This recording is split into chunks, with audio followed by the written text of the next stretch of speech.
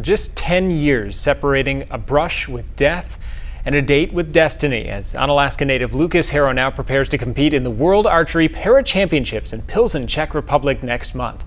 Now, Lucas continues training daily to prepare his body and mind to vie for a podium spot, which could qualify him to compete in the 2024 Paralympic Games in Paris.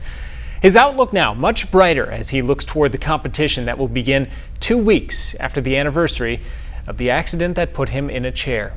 Next Friday marks 10 years since Lucas was paralyzed in a boating accident.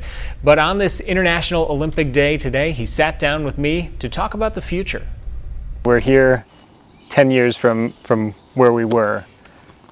10 years from now, what are you doing? It's a great question. My honest answer to that is I don't look into the future. I don't do that anymore. Before I got hurt, you would have said, hey, Lucas, what are you going to do 10 years from now? And I would have given you a whole list of things that I'd be doing, or that I'd like to be doing, or would hope to be doing. If I've learned anything from my spinal cord injury, it's that I have no idea what's going to happen in my life. Did you ever think that you'd be thinking about competing at an Olympic Games 10 years after that?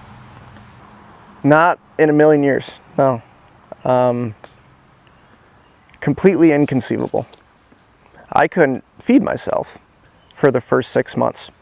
From not being able to feed myself to going and potentially competing, to going and competing on an international level on the world stage, representing my country on the world stage, wearing our stars and stripes on my shoulders, that feels awesome. I have this hanging up in my bedroom. It's right in front of my bedroom mirror.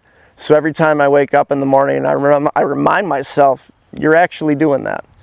You came from where you were to not being able to move your arms, to representing your country, your community on a world stage, because a lot of days it just doesn't feel real. But the more I look at it and the more I wear it, the better it feels, and the hungrier I get, and the more that fire grows. And we're going to bring the thunder when we get to Czech Republic, that's for sure.